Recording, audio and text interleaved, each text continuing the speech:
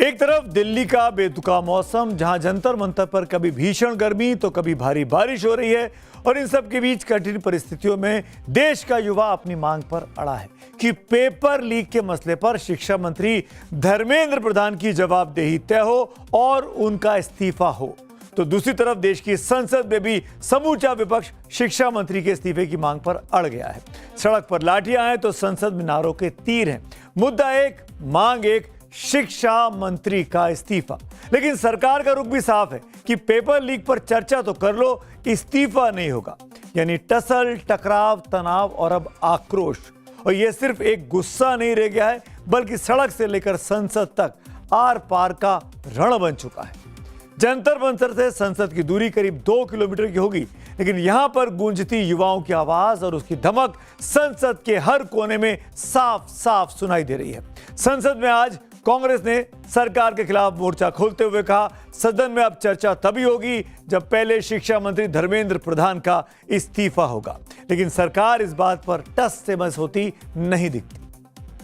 विद्यार्थी की ओर से और नीट एग्जामिनेशन के बारे में और रूल्स 267 के तहत यहाँ पर बहस करना चाहते हैं, उसके लिए अगर फेयर डिस्कशन होना है तो शिक्षा मंत्री पहले राजीनामा देना चाहिए। धन्यवाद। जब वो राजीनामा नहीं देंगे, निष्पक्षपात चर्चा यहाँ नहीं होगी।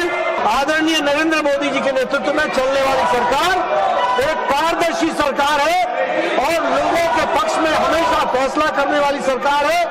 और ये जो जन विरोधी गतिविधि इनकी चल रही है, इसकी हम लोग तीव्र भर्त्सना करते हैं। इनको प्रजातंत्र में कोई विश्वास नहीं है। राज्यसभा में भी हंगामा रहा, लोकसभा में भी हंगामा रहा। वहीं कांग्रेस की मांग कि पहले इस्तीफा होगा फिर आगे की कार्रवाई होगी। लेकिन पक्ष विपक्ष की लड़ाई में समाजवादी पार्टी की तरफ से लोकसभा में मोर्चा खुद अखिलेश यादव ने संभाला और मोदी सरकार से इस पर जवाब तलब किया।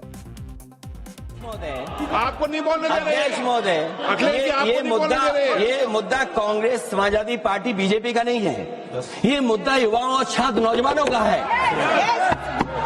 आपने इनको बुलवा दिया, क्या समझौता कर लिया आपने? क्या आपने क्यों नहीं बोलने दिया हमें? अध्यक्ष आपको मैंने बोलने के लिए कहा, 1 मिनट प्लीज।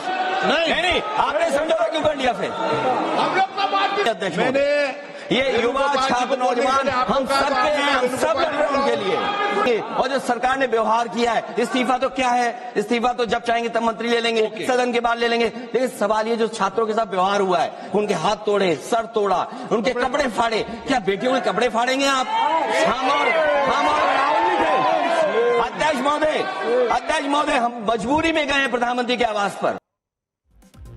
दरअसल नीट पेपर लीक का मामला हो और छात्रों पर लाठीचार्ज के मामले में विपक्ष ने राज्यसभा में नियम 267 के तहत चर्चा कराने की मांग की, लेकिन सभापति ने इसे खारिज कर दिया।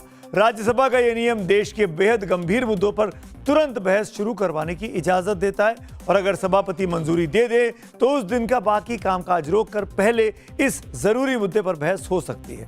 सभापति का कहना है कि हर मुद्दे पर नियम 267 का कानून लागू नहीं हो सकता, इसीलिए सभापति ने विपक्ष की मांग को राज्यसभा में खारिज कर दिया। इस विषय पर अल्पकालिक चर्चा जैसे दूसरे सामान्य नियमों के तहत चर्चा हो सकती है, ऐसा हरिवंश जी ने इच्छा जताई है। भारी हंगामे के बीच लोकसभा और राज्यसभा की कार्रवाई कल तक के लिए आज स्थगित कर दी गई, यानी तीसरा दिन भी संसद में कामकाज नहीं हुआ। तैयार है, क्या कहेंगे आप? हम adjournment मोशन मांग रहे हैं ताकि ठीक से डिस्कशन हो। आप 8 घंटे के लिए वंदे मातरम डिस्कस कर सकते हैं, तो आप लंबे समय के लिए ठीक ढंग से adjournment मोशन पे ये इशू भी डिस्कस कर सकते हैं। तो कल पीएम आवास के पास विरोध प्रदर्शन के बाद आज राहुल गांधी समेत कांग्रेस के तमाम सांसद काले कपड़े, ब्लैक क्लोथ्स में संसद पहुंचे थे विरोध जताने के लिए। कांग्रेस हो, समाजवादी पार्टी हो, तृणमूल कांग्रेस समेत कई विपक्षी दलों के नेताओं ने संसद भवन में संसद की कार्रवाई शुरू होने के पहले मकर द्वार पर सरकार के खिलाफ विरोध प्रदर्शन किया, बैनर पोस्टर लिए नारेबाजी।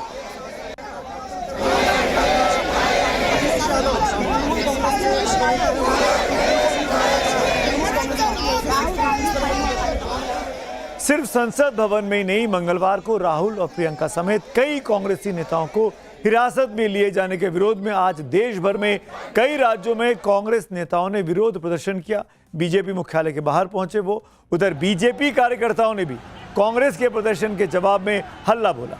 देश के अलग अलग शहरों में किसी भी तरह से कांग्रेस का जो हमला है, जो विरोध प्रदर्शन है, वो बीजेपी पर हावी ना हो, इसीलिए बीजेपी ने भी जमकर प्रदर्शन किया। कोई भी किसी भी कीमत पर इस सियासी संजीवनी को छोड़ना नहीं चाहता है, क्योंकि मामला युवाओं का है। लिहाजा उत्तर से लेकर दक्षिण तक सड़क पर उतरी कांग्रेस का संदेश बहुत साफ है कि जब तक धर्मेंद्र प्रधान का इस्तीफा नहीं होता और नीट धांधली पर जवाबदेही तय नहीं होती, तब तक आंदोलन की आग ठंडी नहीं होने दी जाएगी। ये अलग बात है कि आंदोलन की भट्टी में तब कर कांग्रेस कुंदन की तरह कितना निखर कर आएगी, ये तो वक्त पे पता चलेगा। एक तरफ कॉकरोच जनता पार्टी भी है, जो आंदोलन के जरिए कांग्रेस युवाओं की आवाज़ अब बनना चाह रही है। सीजेपी के आंदोलन पर कांग्रेस राइड कर रही है, ये इल्ज़ाम भी कांग्रेस को लग रहा है। तो दूसरी तरफ सरकार इस आंदोलन को जल्द से जल्द खत्म करना चाहती है। जेपी नड्डा केंद्रीय स्वास्थ्य मंत्री कल मेदांता अस्पताल में जाकर सोनम वांगचुक से मिले थे। इसके बाद आज सोनम वांगचुक ने मेदांता से जेपी नड्डा को एक पत्र भी लिखा है। इसमें सोनम वांगचुक लिखते हैं कि अगर सुसाइड करने वाले छात्रों के परिजनों को मुआवजे की घोषणा की जाए, शिक्षा मंत्री के इस्तीफे पर पूरे इत्मीनान से विचार किया जाए और छात्रों पर जो एफआईआर दर्ज की गई है उनको वापस ली जाए, तो वो अनशन खत्म कर सकते हैं और छात्रों से आंदोलन वापस लेने की अपील कर सकते हैं। आपको याद होगा कि परसों जेपी नड्डा ने सीजेपी के नेताओं के साथ अपने घर पे मुलाकात की थी। हालांकि आज भी कहा गया सरकार की तरफ से कि वो दूसरे दौर की बातचीत के लिए सीजेपी से मिलना चाहती है, लेकिन कॉकरोच जनता पार्टी के इन युवाओं ने साफ कर दिया कि वो सरकार के इस प्रस्ताव को नहीं मानते हैं। सीजेपी का कहना है कि अब जो भी बात होगी वो सरकार के मंत्री के घर पर या दफ्तर में नहीं होगी, वो अब सीजेपी के मंच पर होगी या न्यूट्रल वेन्यू पर होगी। सुबह फिर से पुलिस वाले हम लोगों के पास रीच आउट किया। उन लोगों ने बोला कि जेपी नड्डा जी हम लोगों से बात करना चाह रहे हैं, तो उनके घर बुलाया। हमने सरासर मना कर दिया कि हम लोग किसी के घर नहीं जा रहे, हम लोग किसी के ऑफिस नहीं जाएंगे। जनता का दरबार यहाँ लगा हुआ है, जनता के बीच आना चाहिए मिनिस्टर्स को। अगर उनको बात करनी है तो बातचीत जंतर मंतर पे होगी। तो सरकार भी सोनम वांगचुक से बात कर रही है। और इस बीच एक और खबर आई है, विपक्ष के कई सांसद सोनम वांगचुक, जो कि अब पुलिस की किसी भी तरह की कैप्टिविटी में नहीं है, प्राइवेट अस्पताल में मेदांता में पहुंच गए। वहां पर विपक्ष के सांसद सोनम वांगचुक से मिलने मेदांता अस्पताल पहुंचे। वहां की तस्वीरें हैं। संजय सिंह को आप देख पा रहे हैं, आपके सांसद राजीव राय दिखाई दे रहे हैं, सपा के सांसद। हालांकि पुलिस ने सभी सांसदों को मेदांता अस्पताल के बाहर गेट पर रोक दिया है, जिसके बाद पुलिस और विपक्षी सांसदों में वहां पर बहस होती भी दिखाई दी है। सांसद सोनम वांगचुक से मिलने पर अड़े हैं, तो पुलिस का कहना था कि सिर्फ परिवार के लोग ही उनसे मिल सकते हैं। इसके बाद संजय सिंह, प्रिया सरोज, इकरा हसन समेत कई सांसद वहीं गेट पर धरने पर बैठे। यानी अभी भी तनाव बना हुआ है। परसों तक जिस कॉकरोच जनता पार्टी के आंदोलन को मोदी सरकार हल्के में ले रही थी, कॉकरोच कहकर युवाओं का मजाक उड़ाया जा रहा था, कभी उन्हें बदबूदार कहा जाता तो कभी गंदगी में रहने वाला जीव कहते, वो तमाम लोग वो आज अपने रुख में सीजेपी के लिए नरमी लेकर आ गए हैं। बातचीत भी कर रहे हैं, बातचीत करके रास्ता निकालने की कोशिश करने वाले नेता के तौर पे दिखना भी चाहते हैं। तभी तो महीने भर तक जिन कॉकरोचों को इग्नोर किया गया, कॉकरोचों को, वो 20 जुलाई को उमड़ी हजारों युवाओं की भीड़ को देखकर बातचीत के जरिए अब समाधान के तर्क ढूंढ रहे हैं। लेकिन कॉकरोच जनता पार्टी अब अपनी मांगों को लेकर ज्यादा फर्म हो गई है, ज्यादा जिद पर अड़ी है। पार्टी प्रवक्ता आशुतोष रांका ने बयान दिया कि उनके आंदोलन से सरकार हिल गई है और अब ये आंदोलन जब तक उनकी मांगे नहीं मानी जाएंगी, खासकर इस्तीफे की, तब तक जारी रहेगा। जिस देश में लोग सवाल पूछना भूल गए थे, जिस देश में सरकार को क्रिटिसाइज करना, सरकार से सवाल करने को देशद्रोह मान लिया था, उस देश को हमने अब फिर से जगा दिया और अब ये देश उनसे सवाल कर रहा है। अब हम इनसे डर नहीं रहे, इनकी आंख में आंख डालकर बात करेंगे।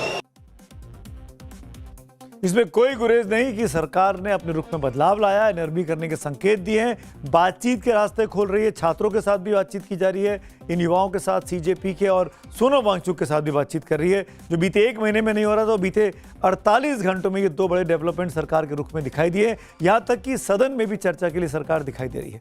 जंतर मंतर पर आज भी, इस वक्त भी जब मैं आपसे बात कर रहा हूँ, प्रदर्शनकारियों की, युवाओं की, स्टूडेंट्स की अच्छी खासी भीड़ मौजूद है। रात भर लोग वहां पे जमा है। आम जनता के साथ साथ कॉकरोच जनता पार्टी को सियासी समर्थन मिलना भी जारी है। केजरीवाल हो या उद्धव ठाकरे हो, सब जंतर मंतर पर जाकर मौजूदगी दर्ज करा रहे हैं। शरद पवार भी वहां पहुंचे थे और भी तमाम नेता। इस बीच मराठी आंदोलन में, आपको याद होगा, महाराष्ट्र के एक बड़े मराठा आंदोलन के नेता रहे मनोज जरांगे पाटिल, वो भी आज जंतर मंतर पर अभिजीत दीपके के साथ दिखाई दिए। अभिजीत दीपके क्योंकि महाराष्ट्र से आते हैं, तो महाराष्ट्र के नेताओं का दौरा जंतर मंतर पर काफी बड़ा है। आपसे थोड़ी देर पहले बताया गया कि डीएमके की सांसद एमके कनिमोझी भी अब जंतर मंतर पहुंच गई हैं। उन्होंने कॉकरोच जनता पार्टी को अपना समर्थन दिया है। पिछले कई महीनों से ये कहा जा रहा था कि कांग्रेस से उनका गठबंधन टूटा है, तो अब डीएमके एनडीए के पाले में जाने को तैयार है। इस बीच एक और जब खबर है, तमिलनाडु से खबर आई है कि सीएम विजय की पार्टी टीवीके, जिनके साथ अब कांग्रेस खड़ी है, वो भी स्टूडेंट्स के फेवर में आ गई है। तो उत्तर से लेकर दक्षिण तक हर बड़ा नेता यहां जंतर मंतर पर हाजिरी लगाने को मजबूर दिखाई दे रहा है। सरकार भी बंद कमरों से निकलकर बातचीत की जहमत उठाती दिखती है।